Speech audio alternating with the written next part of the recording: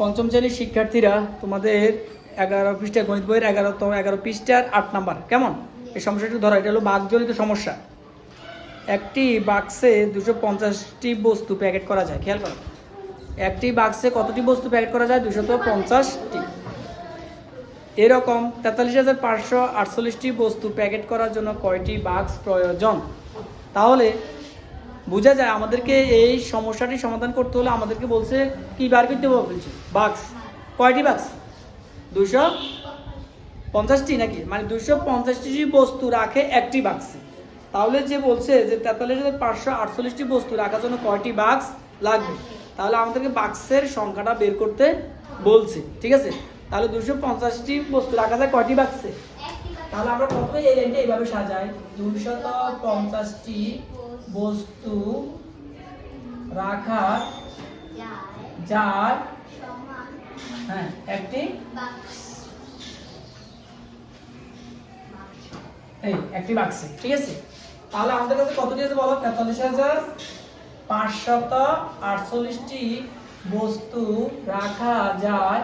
আমাদের এই 43,548কে আমরা 250 দিয়ে কি করবো, ভাগ করলে আমাদের রেজাল্টটা চলে যাবে। তাহলে আমরা রাফটা এখান দিয়ে পাশে করি, 250কে 43,548 দিয়ে ভাগ করবো।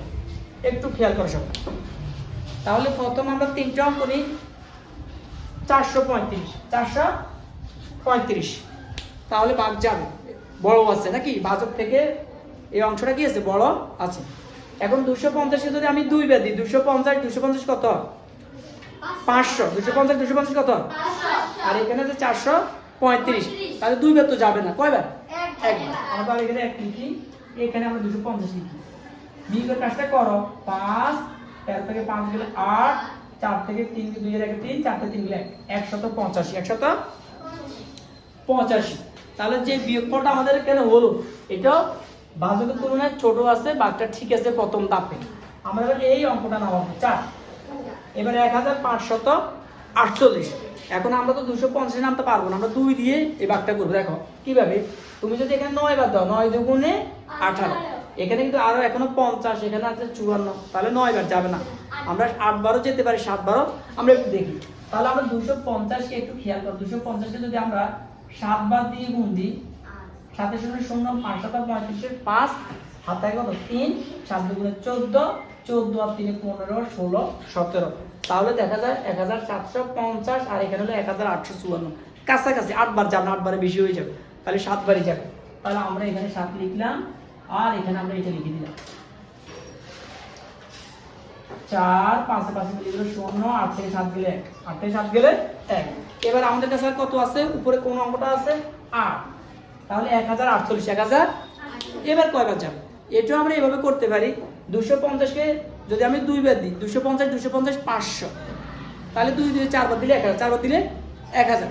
অথবা আমরা এভাবে করতে পারি, 2 দিয়ে তুলনা করতে পারি যে 5 দুগুণে 10, তাহলে 5 বার যাবে না, কারণ এদিকে হলো 48, এদিকে এখনো 50 আছে। এই 50কে তাহলে আমাকে 5 বার দিতে হবে, তাহলে যাবে কবার? 4 বার। কয়বার? 4 বার। আমরা দিলাম এদিকে 4 বার 1000 হবে, থাকবে কত? 48। উপরে তার কোনো অঙ্ক আছে নাই, তাহলে বোঝা গেল আমাদেরকে 174টি বক্স লাগবে। তাহলে এখানে আমরা 174 পেলাম, ঠিক আছে, কিন্তু এই 174টি বাক্সে যদি আমি 250 করে রাখি, রাখার পর 250টি আমি রাখলাম, রাখার পর আরো 48টি বস্তু থেকে যাবে। এখন তুমি এই 48টি বস্তু কি করবে তুমি বলো? ধরো তুমি এই 174টা প্যাকেটে সবগুলো, এই এক প্যাকেটে সবগুলো প্যাকেট করে ফেললা। এখন তুমি আরো 48টা চকলেট তুমি বাইরে কিভাবে খোলামেলা রেখে দিবে, নাকি সেটাকে একটা প্যাকেটে করবা? প্যাকেটে কম হবে, কিন্তু সেটাতে একটা প্যাকেট করবা। তো এখানেও আমরা কি এই কথা বলতে পারি না যে আমাদের এখানে এই যে 43,548টি, এক তো হলো 174টি বক্স, সাথে এই 48টার জন্য কি একটি বক্স লাগবে না? লাগবে। তখন আমরা এই একটাও এখানে দিতে পারি। তাহলে কতটি হলো? 175টি বাক্স প্রয়োজন বা বাক্স লাগবে। তোমরা এটা একটু বুঝো, আবার এই লাইনটা একটু বুঝে না। আমাদের হওয়ার কথা ছিল 174টি বক্স, কিন্তু আমরা উত্তরে আসি এখন তার এটা লিখলাম না, আমরা আরো একটি বক্স কেন বাড়িয়ে লিখলাম? অবশিষ্ট যে 48টি বস্তু রয়ে গেল, সেই 48টি বস্তু তো আমরা এভাবে রাখবো না, সেটাকে আমরা কি করবো, প্যাকেট করবো, বাক্সে আমরা ঢুকাবো, ঠিক আছে? তাহলে ওদের জন্য একটা বাক্স লাগবে। তাহলে আগের হলো 174, আর এদের জন্য একটা মোট 165টি বাক্স লাগবে। তাহলে উত্তর আমরা দিতে পারি কত, 175টি প্রয়োজন নাকি?